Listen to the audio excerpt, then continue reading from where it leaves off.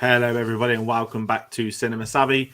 It is myself, George, joined once more by Phil for another spoiler discussion on The Mandalorian, Season 3, Episode 3, Chapter 19, The Convert. Call it however you want to call it, but we've had another episode go out today a little bit earlier than usual, thanks to the American clocks going back. So thank you for those that got to watch it even earlier. I didn't. I still missed it. But aside from all that, Phil, how are we doing today? Yeah, not too bad, not too bad. Very much looking forward to cracking into this episode because longest one and a lot to talk about. Yeah, I mean, that was a rumor going around this week. There was a talk in town that this episode could be the longest of not just season 3, but the longest of the entirety of The Mandalorian as a show so far. And it was. I don't know by how many minutes. It's probably something minuscule, like 1 or 2 minutes. Well, I must admit, I got to about 25 minutes in and went, this doesn't look like it's wrapping up. Hang on a second. Like, how long? Oh, wow, this really is a long one. Yeah, and it's kind of one of those where I can understand why it's longer. I've got a feeling that the Mandalorian episode in Book of Boba Fett may have been over an hour. I might need to double check that, but that was definitely a long one because obviously it did a lot in that time. But we're going to get into things like that because there's a lot to talk about with this. Pleasant surprises, no doubt. References, the rest of it, our usual spoiler discussion deep dive. And we want to hear from everybody as well. So please do comment your thoughts. Not on The Last of Us, on The Mandalorian. The Last of Us has now finished. God, you can tell it's been autopilot if I'm bringing that one up. So let us know. And if you enjoy this video, please do consider hitting the like button. Please do subscribe. There's a lot more Mandalorian coming. There's a lot more Star Wars coming because Star Wars Celebration is under a month away. I believe it's going to be 4 weeks in 2 days it starts, which is quite scary how quickly that's been going. But we've got a lot of stuff, and I'm going to talk about Star Wars Celebration at the end of the video. And if you want to find out about what other videos we're up to, what else we're doing on the channel, go find us on our social medias, Twitter and Instagram at cinema_savvy, Facebook and letterboxd.com/cinemasavvy, with a link in the description to our Redbubble store where you can pick up any merch you want to help support the channel. All of that aside, discussion aside, let's get into this episode. And we already have Martin in the comments. Lovely to see you as always, Martin. Phil, let's take our minds back to last week. Just very quickly, your thoughts on Chapter 18. Chapter 18 was a fantastic episode. I mean, to be fair, so far they've all been crackers. But last week's episode, of course, seeing the mythosaur at the end was something that was absolutely beautiful. It's nice to see Bo-Katan getting more into it. I'm intrigued to see where her arc goes. We'll get into it more later as we talk about this episode, but where she's going for the rest of the season.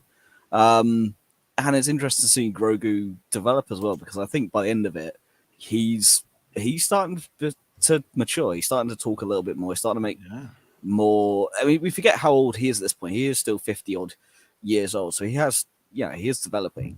It's interesting to see where he's going, but it was Mandalore early, something we didn't think we were going to get. So there's a lot to kind of go in. If you haven't watched our video from last week, go back, check it out. Obviously do a complete deep dive, but yeah, I thought it was a fantastic episode and left it in a very interesting place, something that actually I'm a bit disappointed at for when we come into this episode.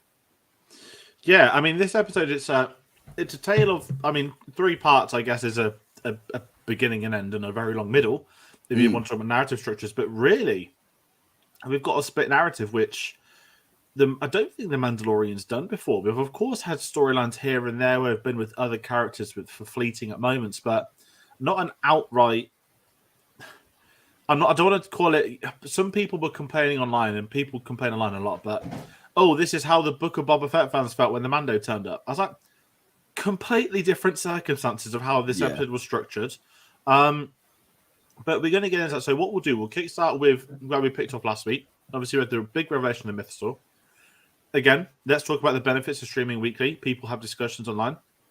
People who never heard of the Mythosaur didn't know what it was. People like us that were surprised, is it a sea creature? So many great things going around about it, and everyone's saying, how is it going to pick up this week? They ended it with them on the stairs. No one has a clue what's going to happen. And I guess we can say, Bo-Katan wants to keep it a secret. And I was like, okay, that means something down the line. Whether she's thinking internally, whether she's thinking long-term strategy, whether she's thinking about, being the one to lead Mandalore once more. Maybe she's not thinking this. Maybe she thinks that Din is the one to lead Mandalore. Who knows? The moment in which she asked him, did you see anything down there? And that's when you know, okay, there's something. It was the reconfirmations. Did you see anything alive? Yeah. No. And I think that's going to play up, and obviously we won't get to the ending, but the ending, of course, is also going to push what's going to happen in Bo-Katan's storyline, because there's clearly a narrative arc building there that we don't know about. We know where it's going to head. Anyone's lying if they're saying they can predict it right now what's going to happen. They can't, because it can go any direction, and I hope they nail the story for it. But just pick it up from that. Immediately, TIE Interceptors in live action for the first time since 1983. 40 years later, they make their triumphant return to the big screen. And we get another great action sequence outside the planet.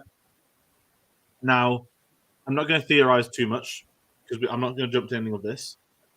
But obviously, I guess what we can say, summarizing this short scene, Bo-Katan is now homeless. The TIE bombers have wiped out her castle where she grew up. She's clearly in some sort of, not relationship with Din Djarin, but of course, they've got this. We've seen them work side by side now, again. We've seen them work side by side in the mission before. It's a relationship. It's not a romantic relationship. It's a there's mutual a better respect that's then growing.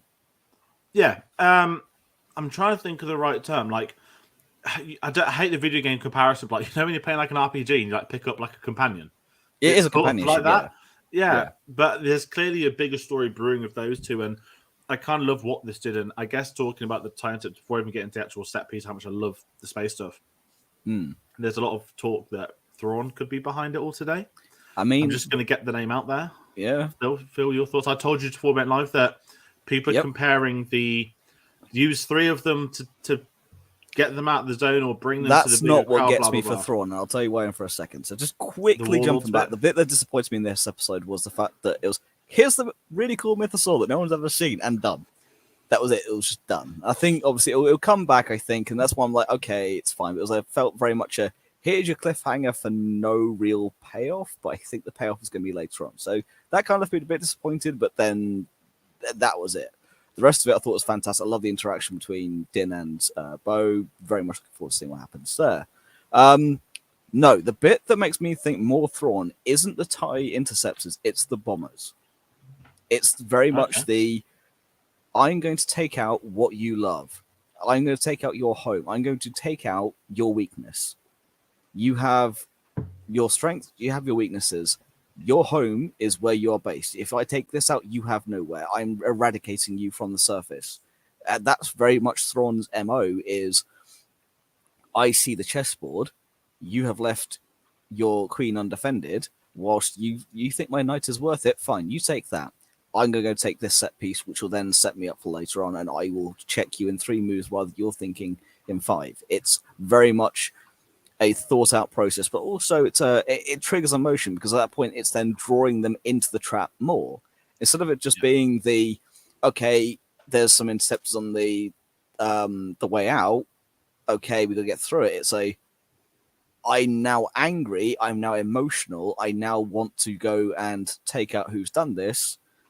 Oh crap, now I've been trapped. So it's not just the interceptors themselves, it's then the lure for the trap. It's not just the trap itself, and it's very Thrawn-esque. So I could see that being the case. If not, I would not be disappointed. I think whoever has masterminded that trap, it is very Empire, whether it be Thrawn or whether it be another admiral, whoever it is has done that well, and it fits the Empire. It does fit Thrawn, but it doesn't matter if it's Thrawn or not. I thought it was very, very well done. And yeah, I had Shen clocked the fact that, yes, first time since Return of the Jedi. So 40 years later, here you go. Here's the Interceptors back. First time in live action in, 40 and years. They reference them as cool. Interceptors. They reference them as TIE Interceptors as well, which I think is such a minor detail. But again, obviously I saw the show twice. I watched it today on my lunch break, and I watched it again after work. My dad, as always do. So the second viewing was better, more so I'm not watching it on a computer.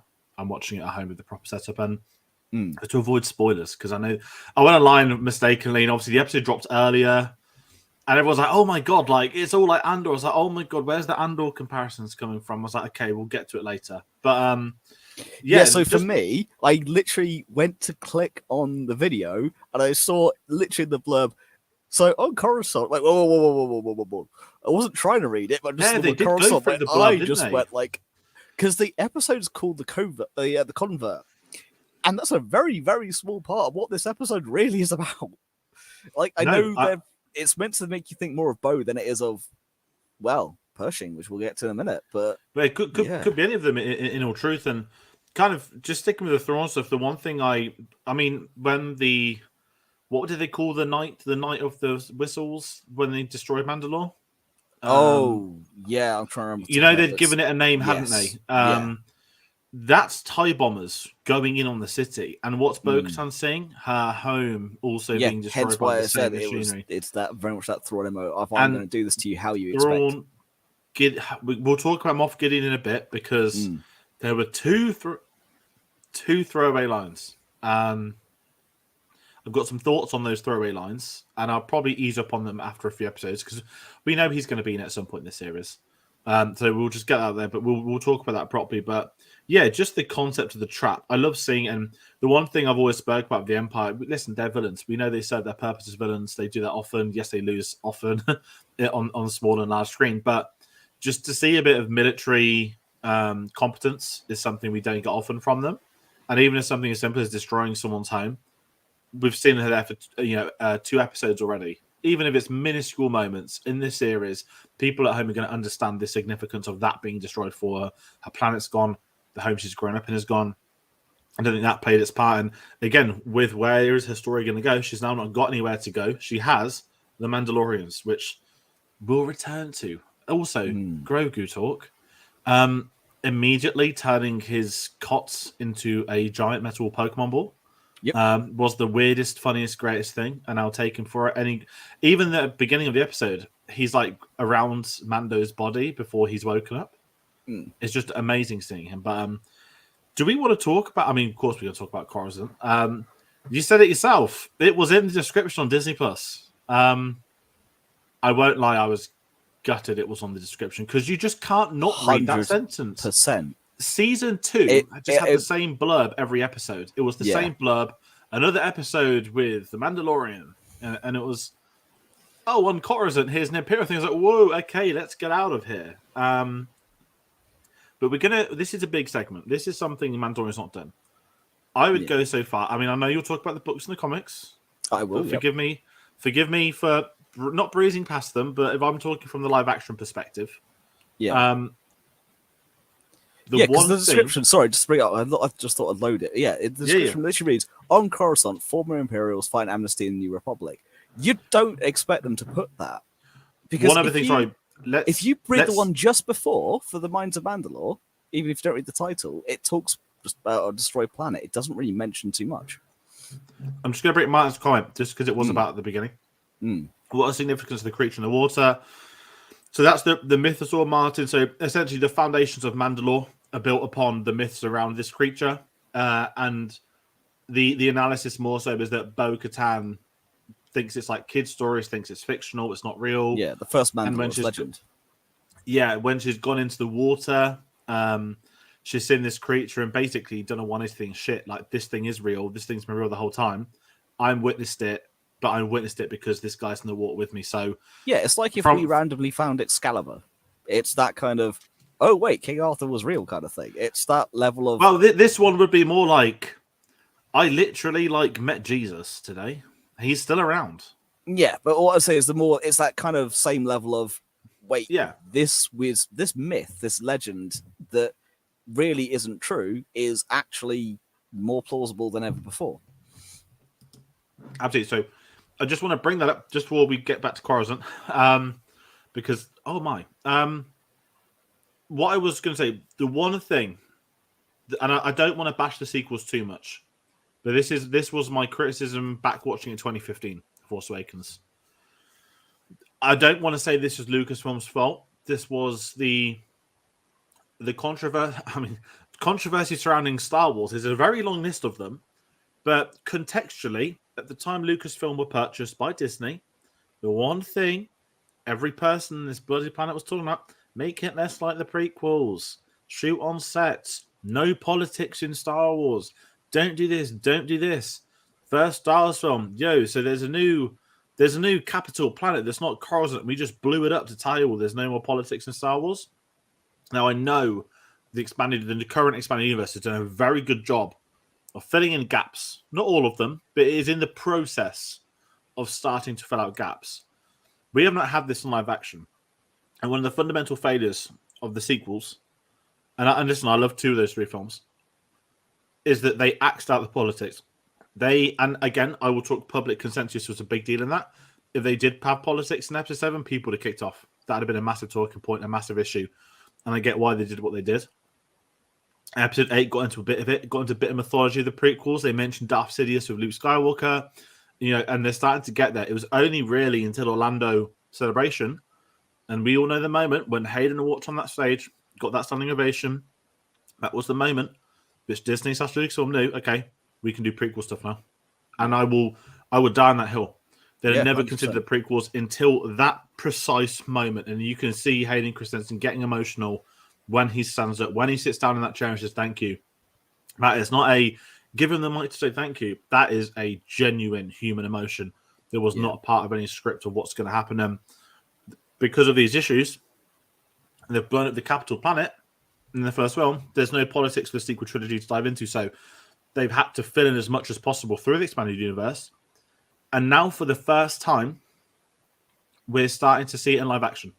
I know that Resistance is animated series and whatnot, but I'm talking not in a disrespectful manner at all.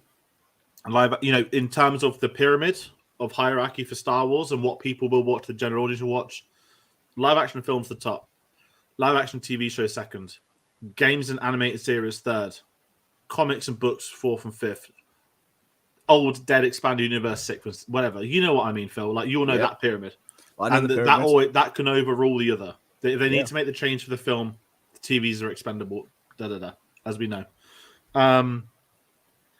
But I'm saying, as someone that missed that from this new era, I'm so glad we've got our first look into it properly. We've had murmurs, we've had words said, but to spend time in Coruscant, I know it's technically not Hosnian Prime, the capital.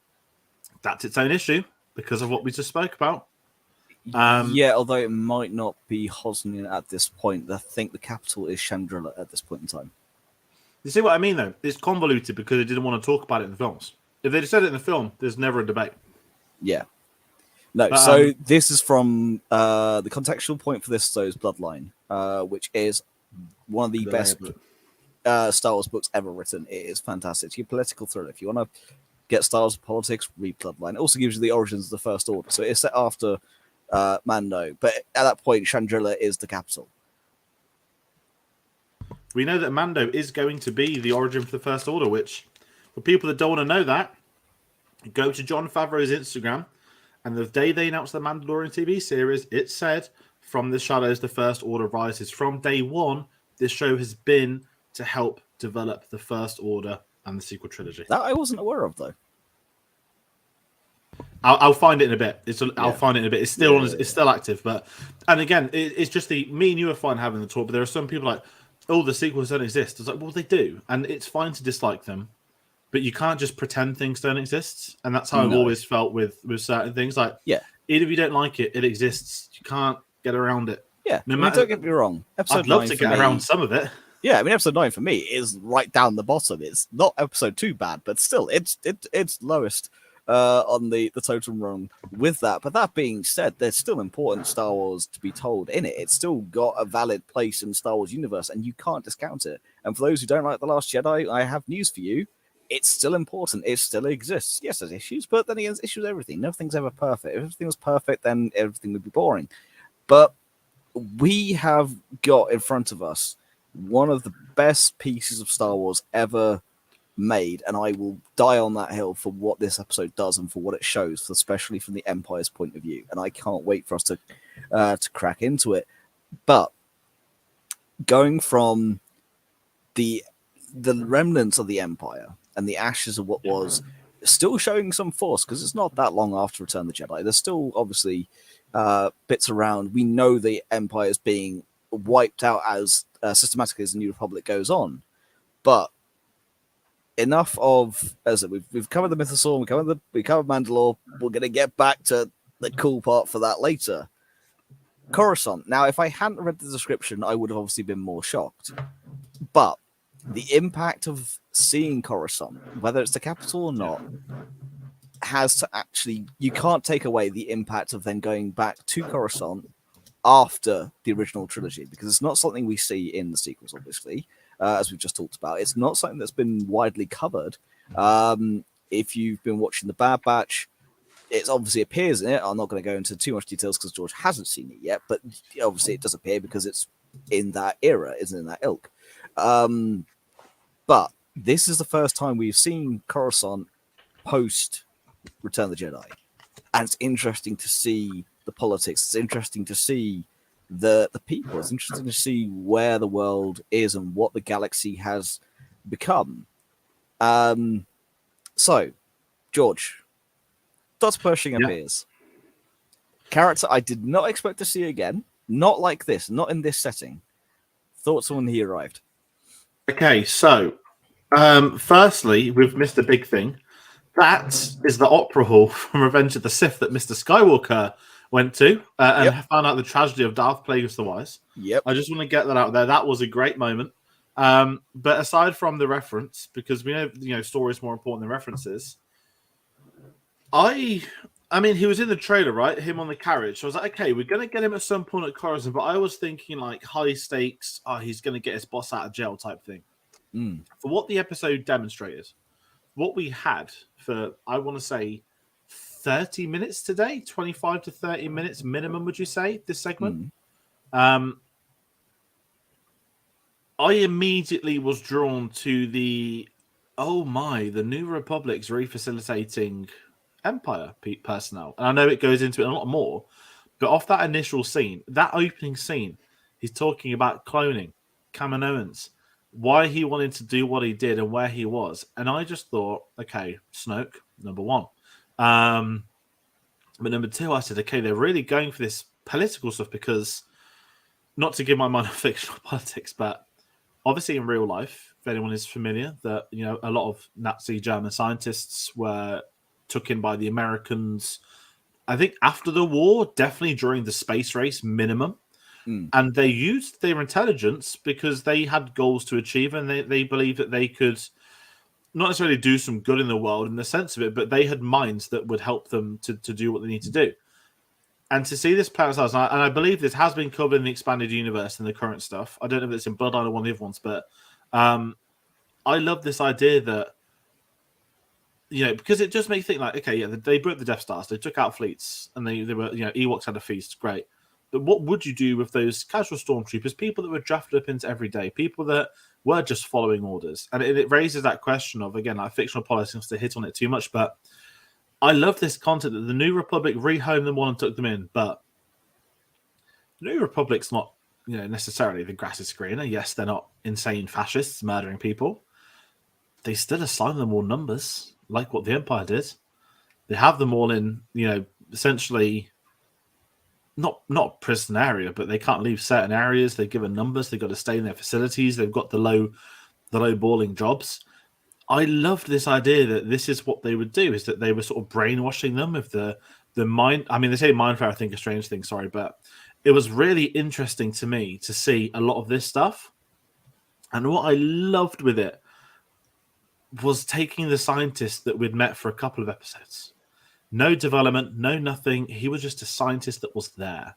And he knew about Baby Yoda. He was working on Baby Yoda. And we can see he cared a bit about Baby Yoda, or Grogu, I guess, sorry.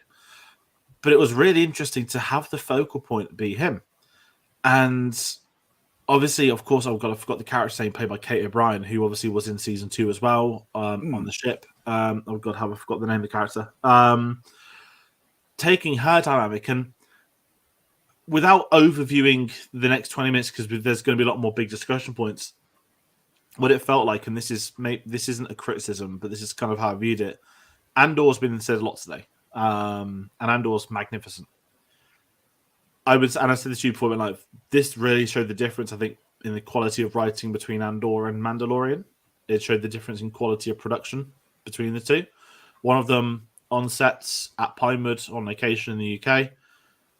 One has got Tony Gilroy writing it involved, prestige director, worked in franchises before. And then this is no means to be a slate. This is, I think, Jon Favreau going to something he's not done in his career. He's doing politics. He's talking, and I'm sure there's story groups helping and whatnot with certain ways to guide around it. But and they're shooting it on the volume, and you can't do Coruscant. I mean, sorry, you can do Coruscant in live action on set because Andor's done it. But what I would say is the volume looks incredible today, as it always does on The Mandalorian. I just think the gulf in the two shows' quality values were there, not to take anything away from what I loved about the 30 minutes that followed. There were just some bits of writing that felt like convenient story structure against outright, okay, we're doing this. And I guess the difference of that is ultimately, this is The Mandalorian, and he wasn't there. This is a small glimpse into a bigger story that we're going to have unfold. So I'm in a really good predicament. I love that we had this. And as I said, the issues are minuscule. Again, the gulf of quality is just, it's a really unfair comparison. But it's not something that can escape my mind watching this today. Does that make any sense? It does. I'll get to that in a bit. So backtrack a little bit. I'm glad you said what you said, because I was watching this episode going, I get real East versus West Germany 1940s, 1950s vibe from this. The scientist as well is a good point. I had that vibe the entire time going through it. It felt like it's not political propaganda from the outside, but it is from the inside. It's rehabilitation, but rehabilitation is a word that is used to put a light spin on what is de-brainwashing and re-brainwashing. So they go from brainwashed into the Empire's way to brainwashed into the New Republic's way. We'll get onto that properly later on.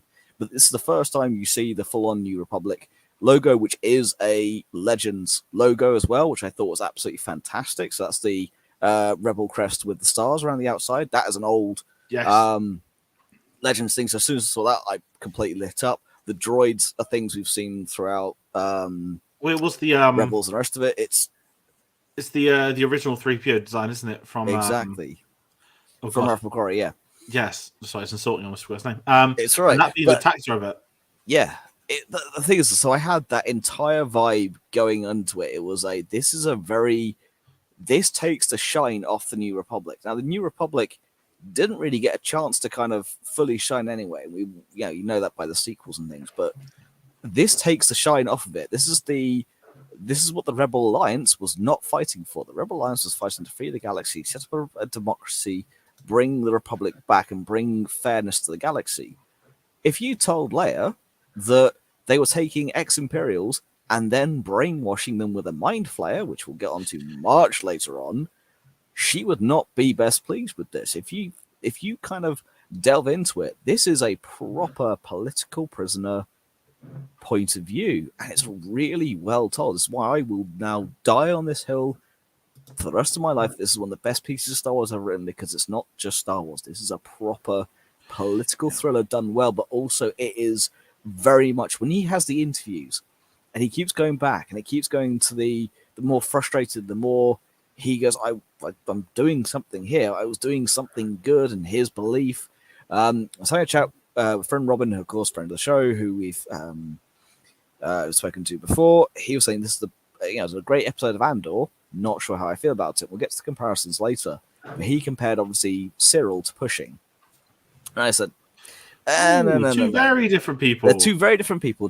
I can see where he's coming from, but one believes he's doing good for the Empire, believes the Empire is good. And he believes that everything must be done to the letter of the rule. Everything must be, you are assigned. This is how you are. This is how the world is. Whereas Pershing's point of view was, I thought I was doing good. I knew what I wanted to do was good. I unfortunately couldn't do what I wanted to do properly, and was led to believe what I was doing was good, even though it wasn't.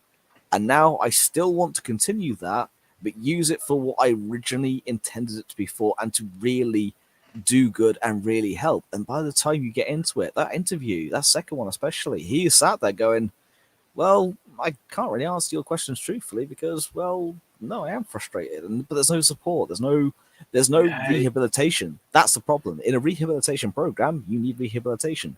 There isn't, and we'll get to that as we go on. But very, very solid open. Also, just outside the Opera House, you have the people of Coruscant, and of course, you had that It's like Canto Bight, like, haha, look at me, I don't know which one's which. And this There's is what I also love, though, because I could have been drafted, but luckily I wasn't because of who I am kind of thing. It's like, wow. I think what made that whole scene work is the fact that it begins with his story, him on the stage in front of the wealthy people, in front of the Coruscant locals, saying, "Hey, look how good it is for me. I've turned out all right, guys." And the beauty of the tragedy within his character arc in this is that his ambition was the new republic is there to do good. The new republic is there to govern and do the best. And if I can use my work to show them that this is good, this can help people, this can help a lot of people, then they'll believe me. And it's this is where the tragedy comes from. Aside from the fact he's being used, that was never going to happen. They would hear that colleague makes a comment, doesn't he? Like, oh, we've never had this request from someone that's been rehabilitated before. I don't actually know if you can. And I just thought it was a really great way to raise questions because, the New Republic by all means are, the New Republic. They're not, as we said, they're not the Empire. But as we both said at different points, they're using strategy of the Empire. They're using bits of what they've left behind. Not only are they scrapping other stuff, but, we don't call this a mind frame anymore. This is this brand new machine. It's just got a lower voltage. And I just thought it made such an interesting dynamic. And again, people like us who were familiar with these, me showing it to my dad tonight, he doesn't know anything about the New Republic, and that it's Star Wars to him, and he has actually watched Andor still. He was really interested watching this and this stuff and the build-up because it's such a long time away from the Mandalorian in an episode of the Mandalorian that you have to gravitate and think. And obviously, we know with Katie Brown's character that it's safe to say, and this isn't really this isn't going to be an Andor comparison, but of course, one of the two of them would betray the other. That was always how this episode was going to go. Stay, which one's going to be the one left out, and it made the most sense for it to go the way it did because we've built the connection to Pershing to sympathise with them more. See it going. Really? Okay. I thought they were being set up, not that she was setting him up, or one or the other. What? They're all New Republic. I mean, without jumping too far in, but all the New Republic ones, the ones that are there, get the lights out that arrest him, they're all with her. They're all equally as corrupt because they let her take that stuff and walk away. And that's where, again, that dynamic kicked in. But just the concept with it, I loved it. And some of the Andor stuff was even just them reminiscing, what is it that you miss? Oh, no, not the bad stuff. Like, what is it, like, the things you miss? It's like the yellow biscuits. It's like, okay, someone's going to make them for celebration now in a few weeks. I guarantee they'll be on sale there somewhere. Some like local stand will have these like special Empire yellow biscuits. But I loved just this concept. Definitely shortbread. Yeah, and it's kind of, again, I know I felt a bit bad. I wasn't trying to slate Favreau's writing at all earlier, but when I kind of said the golfing quality is unfair because Andor is like a prestige level TV show. It's so difficult to compare them, and I still think what this did with this episode worked. I know not everyone's going to like not following Mandalorian, not everyone's going to like going to Coruscant, not everyone's going to like having politics, but it's integral to where the show is going to head up. And without jumping too far ahead, it's clear as daylight that, I mean, if they're not working for Moth Gideon, they're obviously working for Thrawn, but ultimately they are working for the Emperor, not Empire, the Emperor. We've seen the sequels. We know cloning comes into it. That's the big thing in Episode 9, is that Snake was a clone all fucking along. But I'm not going to harp on that. I'm just going to say that it's natural. And even go back to Grogu, when they're experimenting on him in Season 1, when they're talking today about, we can take parts from organisms and clone them, what is it they'd be cloning from Grogu? Could it be the aging span of his species? Could it be his force sensitivity? It raises so many questions about what they were doing before, and it just makes it quite fascinating moving forward. The whole thing with the Emperor is that we're trying to make a force-sensitive body, so high midichlorian count. So we know midichlorians. Well, look all the Snopes in the test tubes. Yeah, exactly. And of course, Rey's father is a non-sensitive, successful clone, as we know. So they're obviously he's trying to extract. They're trying to kind of break down the nuts and bolts of what makes a force-sensitive being. Effectively, that's kind of what they're looking at. So I was always interested to wonder and theorize if there's a force-sensitive clone, and not a actual clone of the Emperor. I was thinking an actual clone trooper clone. But yeah, it was fun. It was fantastic to see it, but also I must admit, the golfing quality I want to mention isn't the writing, because the writing I kind of leave it as this is the Mandalorian. This is what I expect Yeah. compared to and also what I expect. The golfing quality was the volume, and it's the first time that I've seen the volume and go, this just looks awful. And you thought that? I thought it looked amazing today. No, there's one specific bit, and unfortunately I can pinpoint why. And it all started back in episode 7 in a really cool way. They took bits of cockpit, strapped a camera, and then did everything around it. So you've got part live action, part blue screen. They tried to make it more like the originals, bring it back. Is it the explosion that Mando flies through? No, that was bad, but not as bad as this. So you have this really cool London Underground bit on that tube, which is, if you've never been on London Underground, it is very much the sounds. You can always smell it. It's very much, if you're on Underground, you'll know exactly what I mean. However, it's when the they get DLR there wasn't it, because it was overground. Exactly, DLR, yeah, but it's still, by the time you get to the end of it, you get to, before they jump off, you basically have this one carriage, and you have the back door, and you have what looks to be the end of the carriage. There's not very much wraparound, and you can tell that it's just, that's the set, everything around it is volume, and it doesn't gel, and it looks atrocious. And I've never said this about the volume, because I think it's been fantastic since day one, but this is one of those times where not only can I tell, it's so obvious that it took me out of it.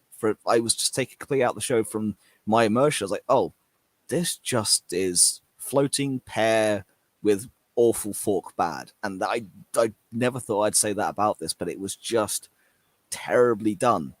And it took me out of it. And then, of course, there's the convenience of, we can just jump off here. Yeah, I struggled with the sequence because I liked what the idea was. I liked them getting out of the town. I just think you don't need to fake that tension with the ticket supervisor. And that's to London, right? We don't really have that anymore of our ticket inspectors, but that was one of those things where I was there like, they don't need to do this right now. No. I'm not saying they need to trim the episode, but they jumped off when it was stopping anyway. And they could have just got off at the stop. I'd have had no impact. They'd have just snuck on that train. Great. It has no impact on me needing them to be chased for their tickets. And maybe someone will say it's them to build trust. I think the trust is there for him to go with it anyway. Yeah. And because I love I love the concept of going in a Star Destroyer, a decommissioned one. Now, I immediately thought of Jedi Fallen Order. Just that opening scene, obviously very different circumstances, because that's in the Empire stripping the Clone Wars parts, and now they're in the New Republic stripping the Empire parts. But even going back to the concept of, decommissioning everything, the Rebel Alliance stuff being decommissioned, which we know, and again, this is the expanded universe stuff that you'll know this better than me, but the Mon Mothma reign, I believe, with her as not commissioner, that's a Batman. Mon Mothma as is it Chancellor? New Republic? Yeah, Chancellor, yeah. Immediately, it's like the extremity of pacifists. And that's ultimately one of the reasons they failed, is because there is no military, there is no nothing, which is why the First Order's allowed to rise. The New Republic Navy is built They weren't up, involved with the Resistance. No, they weren't involved with Resistance at all. The Resistance is Black Ops, whereas the New Republic Navy is your standardized, and even they are built out of. They decommissioned all the Empire stuff. They decommissioned the Rebel fleet, but what they had at Jakku was the beginnings of the New Republic Navy, and those were better than Star Destroyers. So they thought they'd already built what was better, and kind of declassified the rest, which is a bad move, and we know why it's a bad move later. But they're trying to eradicate, and the same thing with talking about Nazi Germany earlier, and any political regime, they try and eradicate the past to lay the foundations for the future. And I get why, and I like the fact that they make you get why. They make you understand that the rebels have won, the New Republic's here, they're trying to put on the brand new face of the galaxy, the tyranny is over. I get it, and they're trying to make you get it, and it's fantastically done. Ultimately, it fails, but that's it, and you know it, and it's a really cool part of it. But yes, I love the fact it's on a decommissioned Star Destroyer, and then they have their whole, well, actually, what's your damn name? I only know you as your number, because we didn't really cross paths, and we're still only a number, but we're a better number now. And that's the key. So although, yes, there's a gulf in parts of the writing, I will still defend the writing in some parts. Yes, that was the writing's still well very good. Part. Yeah. And this is the relationship side of it they had with each other. The again, Parshing's this innocent. I mean, not innocent to the point, but he the rehabilitation program has worked him, and it's when he gets the line in the at the end of the segment, isn't it? That yeah, thank God, it worked out on you. You got to get someone good somewhere. For every one of him, there's one of you, and you're like, yeah, we kind of got that. You got it the wrong way around, guys. But it's just the concept, and I just love the idea that whatever the plan is, whatever she's working on behind the scenes, she needed not necessarily him now. She needed his information. She needed exactly what he knew he would take to start work. And I love the fact that when she does hand him over, there's this really brief moment where she does genuinely seem somewhat not gutted, but regretful. And I like the fact they don't go for the extremity of the Empire. Ha, I've tricked you all along. It's been me. I love they don't do that. And even with his death scene, it's believable. It's guilt. Yeah, exactly. The look on the face is guilt. And the fact that you see that, you recognize it, you see Pershing recognize them and go, wait. He knows he's been done for as well. Yeah, but he thought, he looked at his face as like, wait, you encouraged me. This isn't but I thought I was doing good. And you can see the cogs whirring. I can't remember the name of the actor off the top of my head, but like his face sells it properly. Yeah, and again, credit for someone that had been, I even say supporting role, probably 3 appearances in the entirety of the Mandalorian, I'm not sure. Totaling probably 5 to 10 minutes of screen time, if that. To give him almost his own episode, so I thought was great. And it was really good to see him in there. And so Katie O'Brien as well, listen, she'd been in Ant-Man 3 recently. She wasn't bad in Ant-Man 3 at all. It's just a terrible film to have been in. I love the fact we're going to get more of her. I saw photos of her at the premiere a few weeks ago. I just forgotten she'd been in the show, which is more than anything. But I'm excited to see, again, what's happening moving forward. That tells you that is. But don't get it right, it's not a bad film, but it's not really not their best. Different conversation. I'd get fuming. And put it this way, it makes Episode look like freaking Godfather. That's what I'd say. Oh, true. But I mean, do we have much more? I mean, there's so much more taken. Do we want to talk about the mind flaying scene?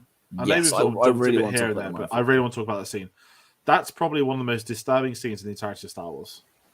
Not only do you have the weird, trance, polite elevator music being played over the entirety of that scene, but you've got a Mon Calamari. I'm sorry, I've just got to say it. He says calamari wine flare. Well, he says he doesn't say it's a trap, but he says something a trap, and then the camera cuts to the Mon Calamari, and I was like, this is intentional. This is the kind of thing I love, because not many people are going to get it, but those that do remember that. It's brilliant. The whole it was moment, I was set up. Yeah, well, the Calamari, it was a trap. Yeah. I just love this idea that he's this like doctor who's like, I've been through the process. It's all good. Oh no, we don't call it that anymore. We call it this. This is very different. You've got all this amazing grammar. You'll wake up in a minute. I'll be back here to talk to you. It's all going to be a lovely dream. I found it very refreshing. It's not lethal. We just turn down the voltage. Scary. That's scary. And what kind of works in its favor is then in the glass room, we've got the actual guy pulling the strings. Like, yeah. He's just fair, doesn't he? And I love that even though you've got this guy at the front being all right, there's always that higher power that knows exactly what they're doing. And the juxtaposition of that entire scene, and even her turning the dial up to... that was I mean, because going from the blue to the red lasers to, him wearing the mask, very THX113, I'm going to say as well. And they were very much... fuck. Yeah. And the question I have, do we think he's dead? Do we think he's alive but probably never going to be the same person? Because I don't think they'll need to explain it. I think we won't ever see him again. No, I don't think we do. What gets me, what's really cool, is the fact that then she eats the damn biscuit as well. It's so like smallest corner. It's so cartoony, but works so well of "I've got you now" kind of moment of just it was me all along, ha ha ha ha. But it works so well. It's so corny, but so brilliant, and so it's a fantastic scene. But it's very much she plays it well. Whoever she's working for, which is most likely Thrawn, she goes, "Look, he's my friend," kind of thing. Can I at least just kind of a bit of alone time? She's like, "Yeah, that's fine." So I'm like, "I don't care. He's gonna be fine."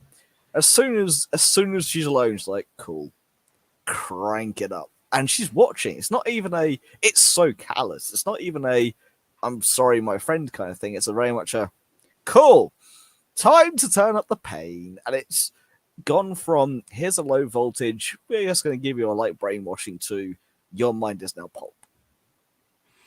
And I think not to get into Beck with Andor as well, because I guess people think about it, the torch things they use, but it's just that bright white room, isn't it? That kind of everything's going to be all right, and it's scary. And even when he's first introduced, and there's this brief moment where you think, just does the one calamari man believe him? Because he points, he goes, she's set me up, she's done all this.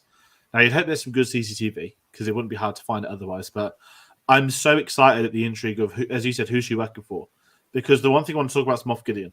And we got that throwaway line earlier. But the first time we see her, and the first, until they get onto the Star Destroyer, I thought, I genuinely think she might be doing a good thing. We had them going to the weird park firework display that has the March of the Resistance theme being played.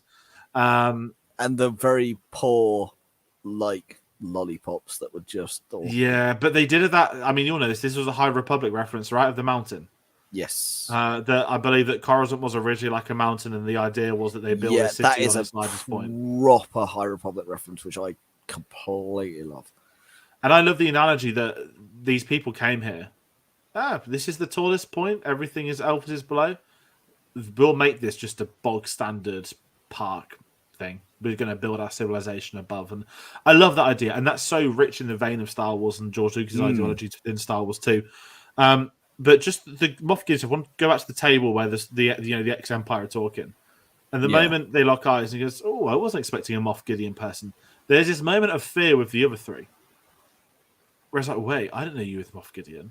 And obviously, they obviously weren't with him. They knew of him. I heard he escaped for the war tribe. That's what I didn't like. Oh, I heard he never made it. I heard he got my fate. I'd heard he'd escaped. Did they really need to tell us that before we see him and find out? So, because now in my head, I've got an image that he's somewhere, but he's not where he was at the end of season 2. And, there's not been a Star Wars show in between then for him to have an escape episode built into, Kenobi. Why is Moff Gideon escaped prison 30 years later? Just the Book of Boba Fett it. But I really want to know what's happened with him now. And I think, dependent on how they structure it, again, I'll view this as an 8-episode block when the season's done. I don't need him to be some pops up an episode, haha, I escaped all along. I'm like, yeah, no shit, they said it like 5 weeks ago. That's something that I really struggled with them referencing. And I think it would have been so much more impactful if that had been. We'll see him. I think it's Giancarlo was at the premieres. He was everywhere. He's definitely filmed this season. He's been in this season. But it's just that they didn't need to say that now. Because if we'd have heard nothing, if they'd have just said, you're in Moff Gideon's unit, they're all suddenly afraid. That's power within itself. With them discussing what they think might have happened to him. Now, maybe none of it's true. Maybe he's still in prison. Maybe he's not had his tribunal yet. But I just felt it was two very weird throwaway lines. That's why I think, though, it's not to do with Moff Gideon escaping. It's very much to do with they're playing it up because they already know they're going to trap him later. They already know what's coming up. So they're just seeing where his allegiances lie. They're still going, because I do genuinely wonder if he's already been through the mind flame process before. Because it's very much he's relapsed. Well, what's made him relapse? Like, has this gone on before? It's like you're wiping your memory. Oh, no, we don't wipe your memory. No. I reckon he's been through it once before. He's been wiped. I reckon they're testing to see what he remembers. So I don't think know. That's a bit too smart, even for Empire people. I think it's because of that talk at the beginning. If it's they wouldn't put him because it could be. I mean, and if it is Thrawn, and the big discussion is Thrawn going to be the big bad of the show moving forward?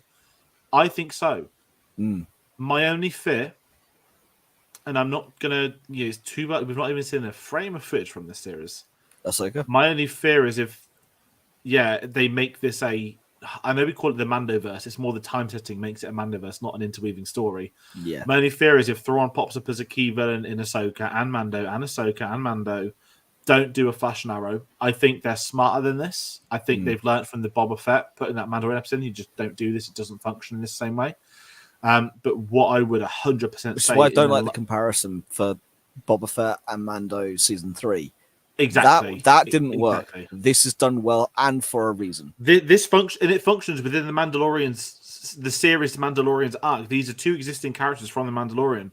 These aren't two characters from Ahsoka. If that was Ezra and Sabine that pops up there, I'd be like, what the fuck is going on? So did everyone else. 100%. But it's not. It's stuck with characters we've seen across this show, and that's why they're at the recap at the beginning. And it will be exciting as more goes on. We know Thrawn was name dropped last season, and maybe Gideon. I still think Gideon will end up as the main villain for this season, but maybe he will name drop Thrawn. Maybe it'll hit a point where Thrawn gets introduced in this, and then it's like not like boss level at the end, but you know what I mean. That Thrawn pops up in one of the final scenes in the same way Gideon rocked up the dark saber into season 1, which we knew that changes the entirety of the course of the show's direction. The moment that dark saber popped up, we knew what that meant, and that this show is building towards that. What is the new Mandalorian? I really hope that they nail it. Again, I trust them. They've earned my trust. This is the 3rd season. They were on 19 chapters in, and I think they've delivered. And this is the first time they've strayed away from the lead character, and they're starting to tell the story without him, which is fine. There is a story to tell, and they had the right people involved. That's kind of like my wrap-up thoughts on the mini chapter. I don't know what yours are. Who wrote this episode? Favreau. Mm. I think Filoni's is episode 5 or 6. I could be wrong. The writers are out there, but Favreau's credited on all of them, I believe. And I think there's 1 or 2 where it's like and Filoni. And I think Rick Famuyiwa's got a bit of input on his episode, which is 1, 7, and 8 for the season. Dave Filoni's episode he's written is the episode Bryce Dallas Howard has directed, I believe. Which is 6, I believe. I think 6, yeah. So that will probably be where something in that respect happens. And I believe, is that the episode before Star Wars Celebration? It is. Yes, it is. That's interesting. That's interesting, then. There we go. That's a very interesting development. Here's a hot take for you. Suddenly he starts checking his calendar. Yes, it is. I mean, just before we go back to Mando and Bo-Katan, because it feels so weird because the bulk of this episode is the Coruscant stuff. But what's your sort of final thoughts on the Coruscant small story we've had today and where it might lead? I've said it before. I'll say it again. This is one of the hills I'm going to die on for the rest of my life. This is one of the best pieces of Star Wars ever written because it's not just Star Wars. It is East-West Germany, 1940s, 1950s. It's 50s Americana with scientists and the atom bomb project and everything else, Manhattan Project and things. It is proper dark and funny and gritty and has Easter eggs and has the London Overground and all the rest of it. Yes, there's bits I don't like, and yes, there's the first time I've gone, oh, this doesn't look particularly well made, but come on. This was done so well, and I really thoroughly enjoyed it. No, that's absolutely banging. And kind of in line with that, if we talk about the final scene, you got Bo-Katan and Mando returning. Let's talk about another. I mean, every week I come on saying, oh, there's like 2 bits of footage left for them to use. They've got all the Mandalorians together, and they've also now got to do the bit with all of the, the Jedi, which is going to happen at some point with Grogu. Another of those last bits of footage is all the Mandalorians standing around, which we know is today. The return of Bo-Katan, return of Mandalorian to their covenant.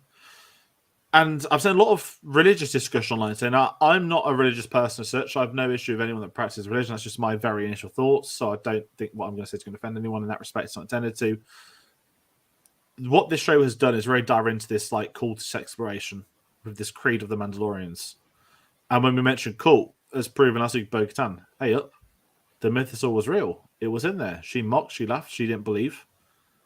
And now she's there. The final shot is her staring at the mythosaur mount on the wall. The rebirth concept I love. I love the fact that the water has some form of, not mystic energy, but just something in there for them to, first of all, say is real. I love that the only person that doesn't go over to pat their back is God, not Vizsla. Whatever Vizsla this Pax is. There's so many bloody Vizslas, and 2 of them are now voiced by Jon Favreau. I don't think he'll be set up as a villain as such, but it was interesting. Again, his dynamic is there. He's already had that when he challenges Mando, and Mando beats him. Exactly. But, they're trying sort of Book of Boba Fett in it. But I love this, not necessarily the Mandalorian rebirth, the Bo-Katan, like, hold on, you were in the waters too. Yeah. You ever took your helmet off since? No, I haven't. And I paid attention on that rewatch. Man, is this to just for the sake of things, don't take your helmet off when we go down. I am very curious at what her journey entails because she is again the focal point of the key bit of today. The rebirth is almost her rebirth. Mando, he wants to be devoted. He wants to be part of this group. Bo-Katan wants Mandalore. Well, last week she mocked the creed. She's like, "Yeah, I took the creed, Exactly. but it was more for show."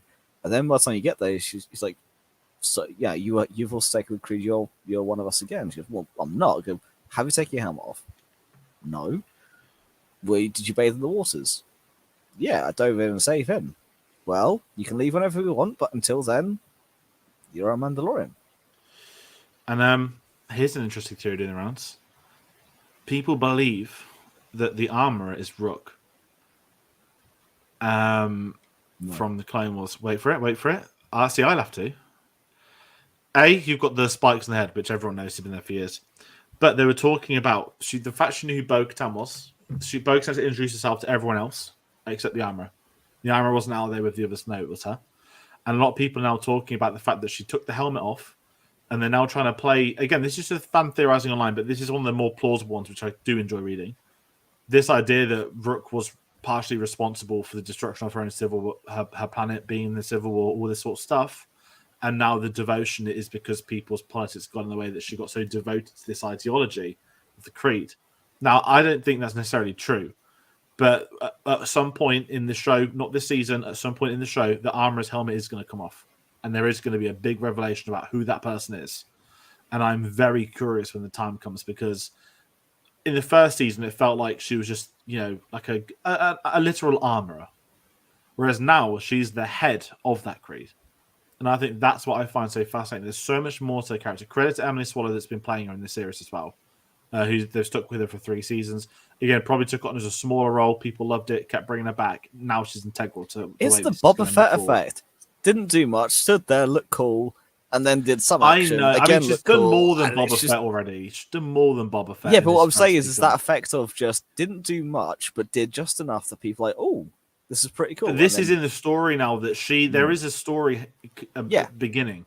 And I love the idea that she's equally, even to Bo-Katan, she goes, no, Bo-Katan, you can choose to stay with us until you take your helmet off. You will be one of us. You don't have to be, but we'll let you in. And again, the way they shot the moments of them all touching the arms and stuff is Bo-Katan's reaction to all. And I'm sat there thinking, she's planning something in her head. She's wearing away. And I'm not going to sit here and ask her, is she going to be the villain of the show? No, but she is going to be the key after Mando / Grogu. I think she's the most important character of this entire series. Yeah, agreed. And she's second credited after Pedro Pascal on the credits as well, which is very interesting. We know Kay Sackhoff's quite a big name for TV anyway, but I just love the ending. And I'm once again weekly basis saying, I don't know what's going to happen next week because we don't. Again, I have even less clue than usual, and I am exactly okay with that. And that's what I'm loving with this series so far. We're 3 episodes in, and the beauty of the first 2 seasons were engineered around Grogu. We've got to find Grogu and take him to the Jedi. That's our quest. I love now is he's got the Darksaber. Mandalore's destroyed. Something's occurring in Coruscant. We still can't put 2 and 2 together, and I want it to continue like that because what we know Dave Filoni has done, and I know that Jon Favreau is the key writer, but this is Filoni Favreau's show. When it comes to mythology, Filoni has more than demonstrated his ability as a writer in the medium of storytelling within Star Wars, let alone other things. And I'm really excited to see what their plan is moving forward. And I think this season is going to go in a completely different direction to what I thought it would have been a month ago. I think there's so much going into the religion side of things, the mythology side of things. I used to think, will this be a quest for Mandalore? No, I still firmly believe when this show is done and dusted as a whole, it will end with Din Djarin with the Darksaber on the throne in a new Mandalore with the Mandalorians bowing at his knees. I still maintain that will be the ending of the Mandalorian when the time comes. But I think we're going to take our time to get there. And I'm really excited to see what the next few weeks have in store for us. And I know that you're probably in the same boat, but you'll be off to Chicago. Yeah, so I'll be off there next week. So this time next week, I won't be on the show. Dave will hopefully be joining you in my stead. But yeah, so it'll be very interesting because luckily I won't be playing that day, so I'll be able to watch it at some point. But we keep it away from the internet. To be fair, I get it earlier than you guys technically, so we'll see. We'll see. Chicago's what, 6 hours? I mean, when you're in a weird stance because the clocks are going to change in the UK whilst you're over there. Mhm. When I went, they were 6 hours behind us. Yeah. So and it was alright because I was waking up like 4 a.m. every day, which is like 10 a.m. UK time, and actually worked into my like normal sleeping pattern. Yeah, so which was great for getting to the convention hall early. See. Yeah, but anyway, that's not the point. Either way, I don't know what's happening. The only thing I know is coming is Order 66, and I'm all for it to a point because now I don't. It might be like a 5-second vision though. You don't. Yeah, but now it's like going to be Grogu. I'm telling you, now it's going to be about like Grogu and Ahsoka. Grogu and Ahsoka. Now I've got to a point where it's just like, is it necessary? Why do we need more of this? But only because this show has gone in such a different way. I'm like, oh no. As much as it's one of my favorite parts of the lore, and I've loved seeing more of it. It's like, but no, I'm actually interested to see more where they're going, not where he's going. But we'll cross that bridge when we come to it. I do think we'll see that. Not next week, but the week after, which is before Celebration. Episode 6, that's the one. That's the. It's like last year. We knew the Ahsoka episode was going to be episode.